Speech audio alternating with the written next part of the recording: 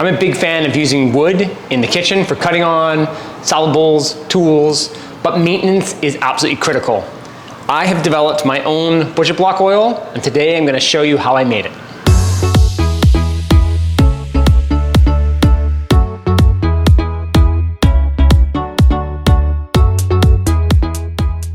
Hi, I'm Jed, this is Cook Culture. I'm a big fan of using wooden cutting boards, specifically maple cutting boards in the kitchen. They can be really friendly to your knife. They're easy to look after. They clean up really easily. They look great. And all in all, I feel they're the best choice for a cutting surface in a kitchen. So the issue is maintenance. If you have a real wood cutting board, they really must be maintained properly. I've made a video here that is all about how to maintain the board and the importance, and if you have cracked your board, what you can maybe be able to do to look after it, to repair it somehow. But all in all, maintenance is absolutely critical. So what I want to talk about today is making oil.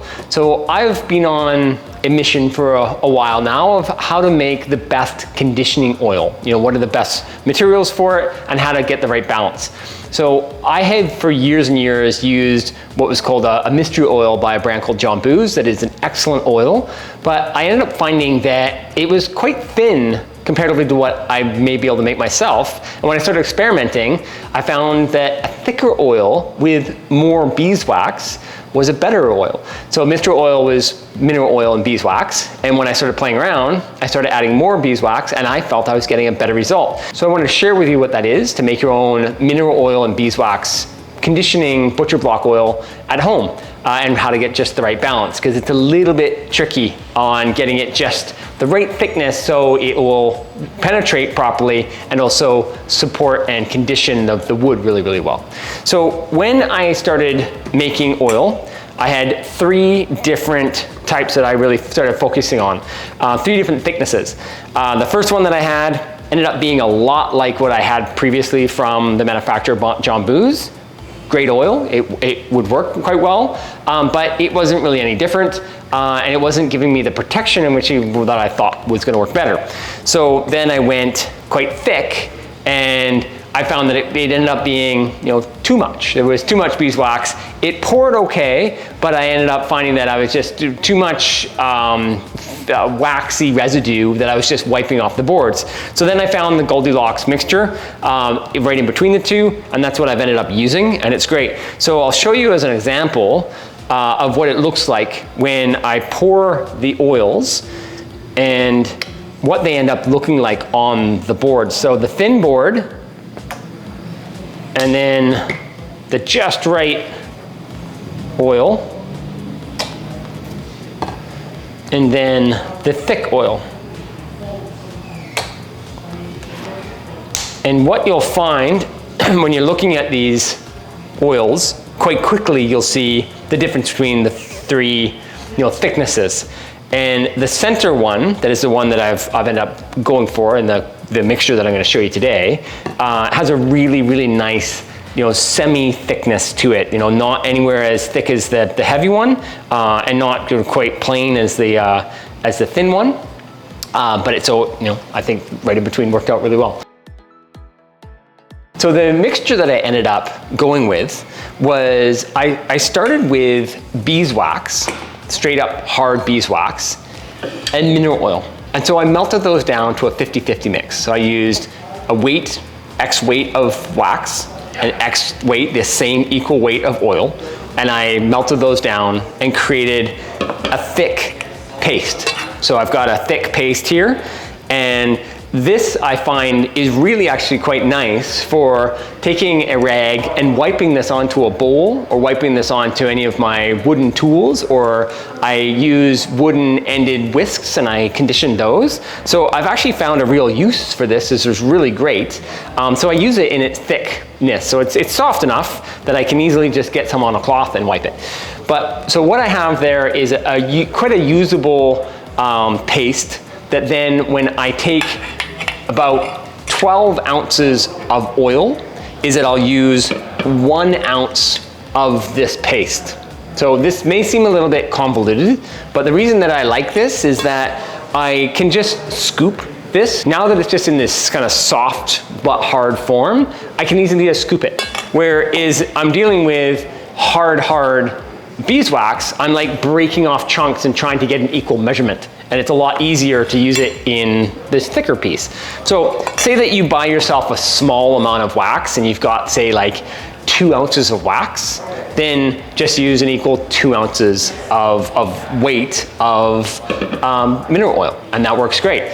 What I'm using is 1 ounce per bottle. So this is a 16-ounce bottle, and I'm using 1 ounce of my combined 50-50 mix. So that means that I'm using half an ounce of beeswax in, 15-ish ounces of mineral oil. And I found that that works really well for that consistency. Whereas this is 1 ounce and this is a 1/4 ounce. And the 1 ounce is very, very thick, and the half is perfect. And the 1/4 is decent, but really no different than what I had before. And so I'm finding that everything is working really well with the 1 ounce of my paste mixture equaling to a half ounce of hard solid wax, if that makes any sense. So if you want to skip this step of making the soft wax combination, so you're just going to go to a half ounce of the hard wax into 14-15 ounces of oil. And the important part now is getting it from our solid, and this is pretty much a solid here, and getting it to the right heat temperature so that we mix it, because if we don't get it into this suspended form, it is a bit chunky inside, and then we're using a little spray tube off the end of the lid, and it will get jammed up in there. Or if you're just trying to spread around, it's gonna have little chunkies in it. So we wanna get into this paste, heating it up, that I'm gonna do with this puck and this oil, and then we're going to then reheat it again in another vessel, and we're gonna make our suspended oil. So we'll move over to the cooktop. Okay, so with my pot, put my pot onto the scale. I'm gonna tar that out. So I'm gonna bring that to 0, put in my wax. It's 4 ounces. I'm gonna take my mineral oil. I'm gonna put in up to 8 ounces.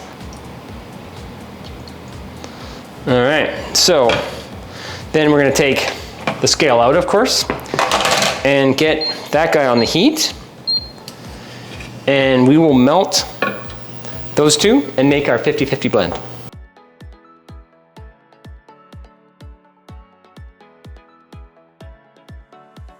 So we've got 8 ounces finished. So we've got 1 ounce per bottle. So I could make 8 bottles here. So what I'm gonna do is start with making 4. I think that's gonna go fairly well, but I'm gonna measure that out on the scale.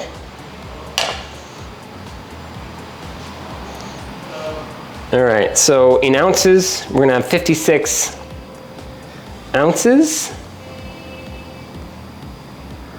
And yeah, I'm gonna need more. That's giving me 28. So I need some more oil. So we've got all the mineral oil in the one pan. Now we're going to transfer 4 ounces into this and mix it up. So I'll get you a close-up of that while we do that. Okay, so I'm going to tar that out. And I'm going to add 4 ounces.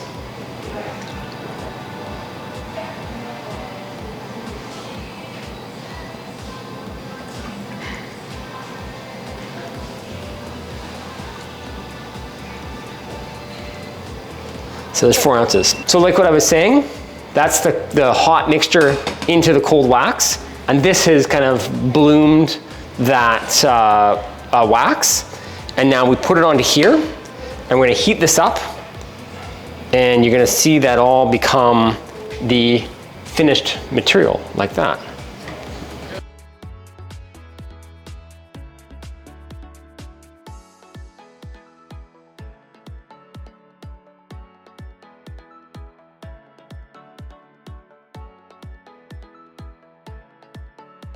Okay, there we go. We've made butcher block oil. So I've got some of the butcher block oil here. I've filled up what we sell in store here with the rest of it. I made quite a lot, as we talked about. So if you're making it at home, you probably don't need to make, 8 16-ounce bottles.